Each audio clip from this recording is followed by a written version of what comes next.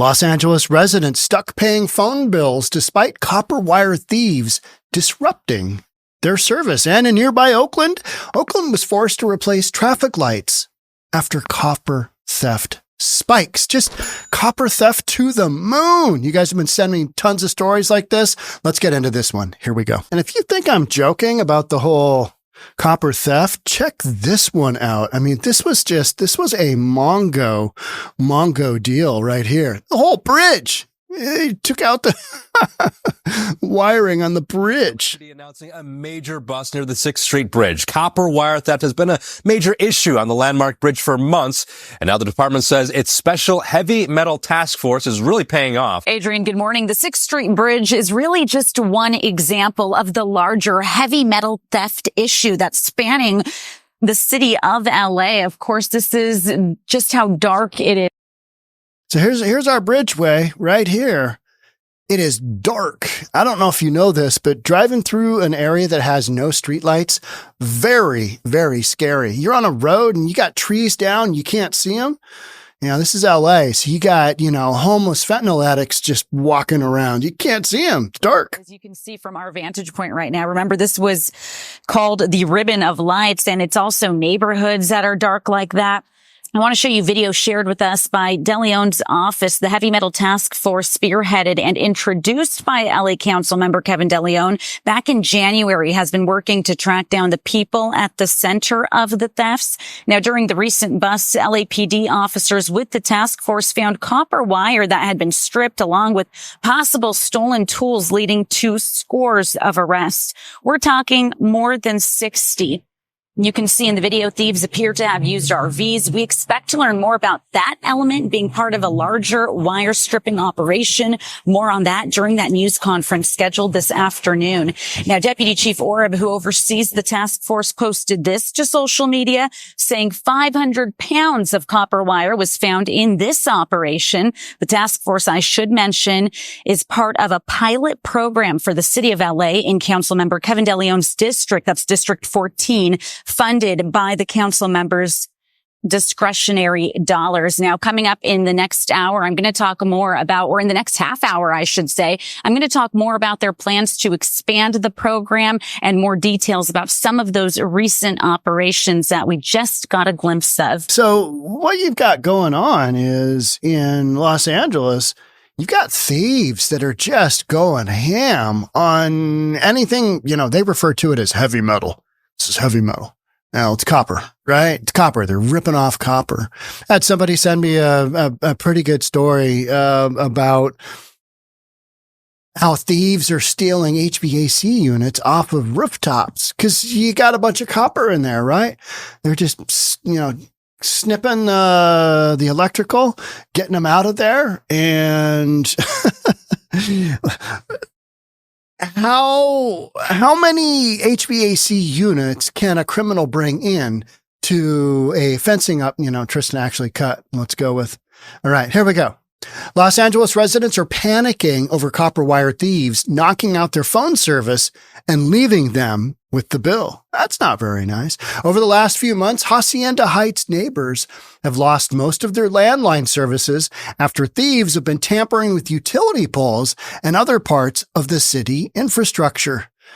I know what that's like. I mean, my neighbors are still, I have a couple of neighbors that have massive trees down. Right before Thanksgiving, we had a bomb cyclone storm come through. And it just leveled trees. And our power was out from a Tuesday evening until a Saturday night. It was a while. And you don't have, phone. You don't have your internet. You don't have your Wi-Fi. None of that good stuff, right? It's a major pain in the rear. But if people have one landline, their home landline, it's even worse. 79-year-old Michael Weiner told the Los Angeles Times that he's been receiving bills from his phone company, Frontier Communications, despite not being able to get a dial tone for 6 months. 6 months. Moreover, he and his neighbors haven't been receiving updates on repairs. Just, hey, you guys, no, you don't have phone service, but don't really care about you. You're in LA. It's just what we're doing. We're Frontier. We'll get to you when we get to you. You know, maybe we'll help you out at some point in time. Don't really know. This is not a, that is not an OSHA approved move right there, is it? No. Guys up there in shorts. Of course, it's Los Angeles, right? No helmet, no hard hat. No, nothing. None of those big gloves to protect you from electrocution. He's just up there, puts, probably a set of clippers. Just, what could go wrong? We're just up here. What could go wrong? No one contacted us to let us know. I had wasted so many hours trying to contact them, getting their phone service back on. We kind of live in a fire zone, so we're always concerned about emergencies. We're senior citizens. There's a health emergency between my wife and myself. It could be a problem if we can't make a phone call. I get that. I mean, if your landline is your one phone line, if you don't have a cell phone, then you're dependent upon that for your connection to the outside world. And you're dependent upon that for just doing daily things, right? But how many people are left that don't have a cell phone, that only have a landline? I mean, how many years ago was it that I think I had a landline for like a year in 2006 when I moved into a new house, 2005, 2006. And then I just realized I don't need a landline anymore. I just don't need one. And so I cut ties with that, and we just never had a landline from then on. And you know what? It's weird. You don't really miss it, right? You kind of look at those phone jacks when you're going through your house and you're doing a bunch of electrical work, as you do. You know what I mean? And you look at those phone jacks and you're like, what do we need that? Oh, yeah, phone line. And you'd have a separate phone jack in everybody's room. It's like, it's so crazy how much we've changed. Frontier Communications reported restoring some phone services, though Frontier's Vice President of External Affairs, Doug McAllister, he told the neighborhood last month that thieves have been plaguing their repairs. I am shocked. Thieves in Los Angeles holding things up? No, say it isn't so.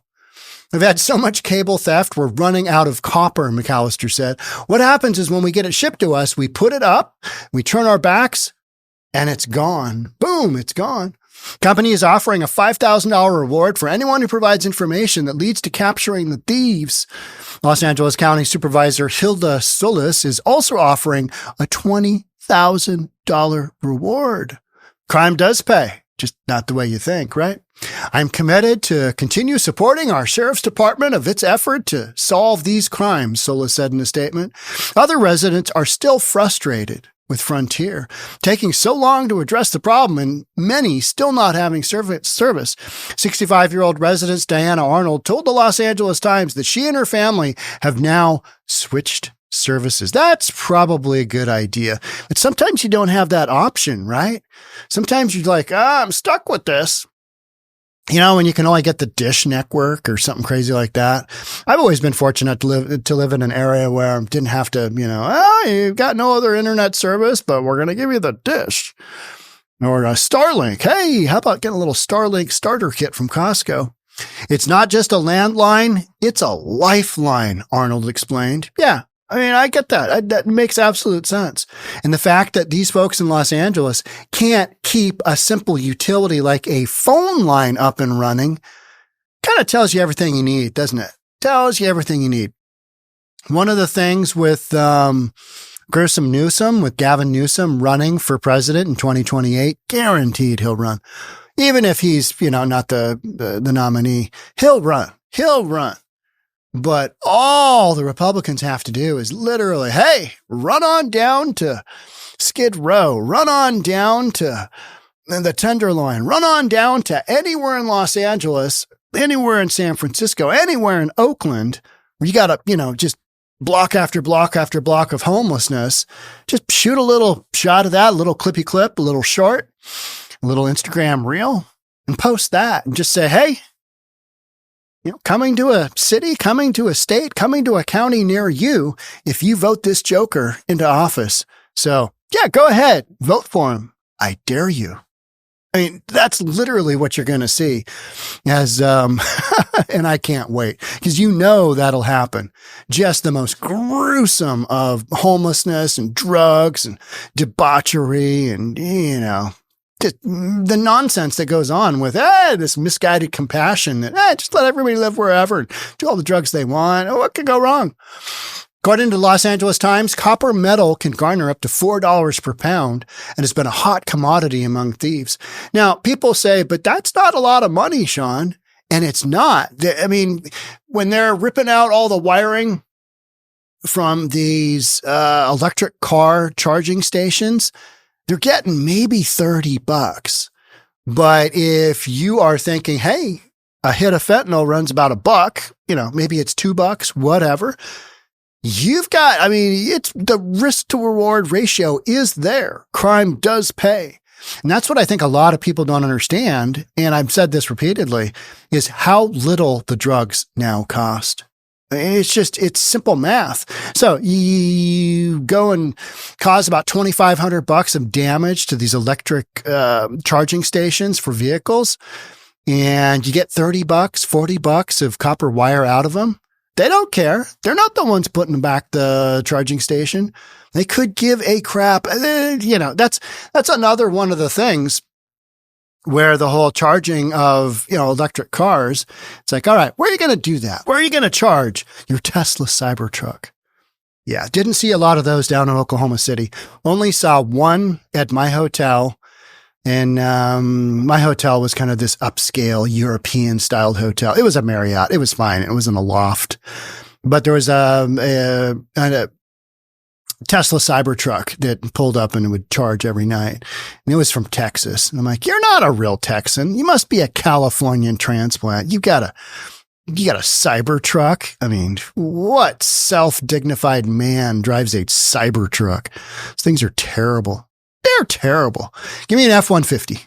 Maybe a 250, maybe a diesel. Copper wire theft shut down Wilson's high school electrical computers and phone systems. Copper wire thieves are preying on schools and stealing thousands of dollars of valuable material. Assistant Superintendent John Lovato of the Hacienda La Puente Unified School District said, the theft is severely impacting student learning and programs. Well, maybe Los Angeles officials could give the word to the police officers to arrest the F out of some of these folks, but that's not what we're doing. You know why? Because arresting them, that would somehow be deemed racist. Yeah. Okay. Well, anywho, hey, kids don't really need to learn, do they? I mean, they learn everything they need to on YouTube. Not where you learn everything now. Los Angeles isn't the only city struggling with copper thieves. In Oakland, city officials removed traffic lights at a busy intersection after criminals tampered with the electricity in the system. Oh, do you remember that one?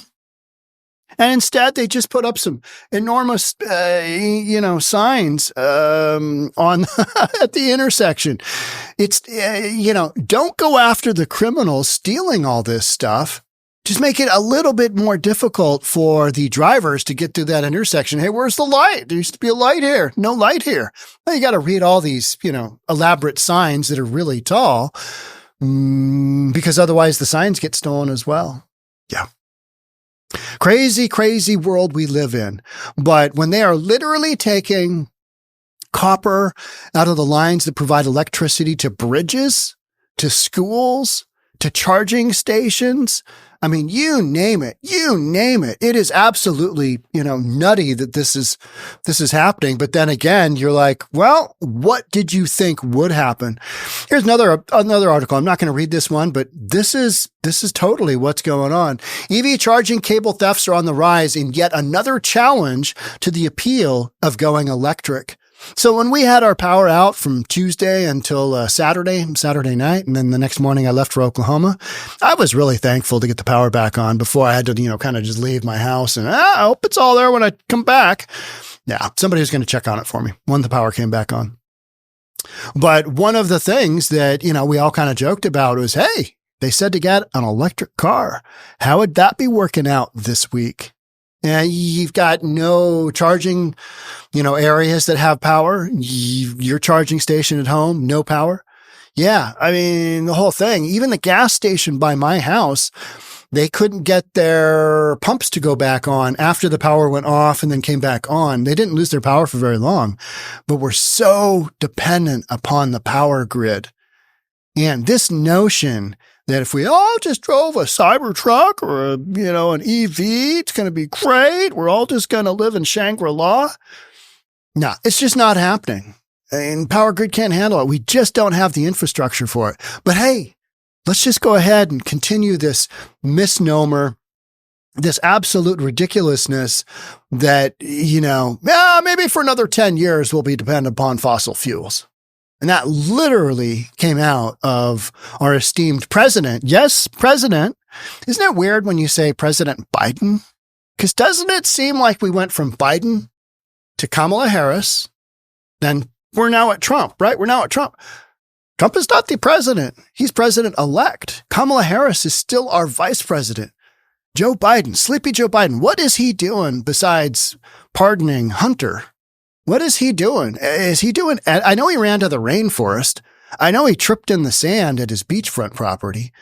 But beyond that, what has that guy been doing? Because Trump is literally just, lacing up Justin Trudeau. Hey, maybe this will be our 51st state and I'll make you governor if you can't work out how to financially be solvent without ripping us off on tariffs. Yeah. How about that? Yeah. Wild stuff. All right. But the whole cable thefts, copper thefts, you name it, it is an ongoing deal. And I say somebody owes some money. Somebody at Frontier Communications owes those senior citizens some back phone money. Let's make that a thing. All right. That's it for me on this one. Thanks so much for being here. I'll catch up with you in the next one. Bye for now.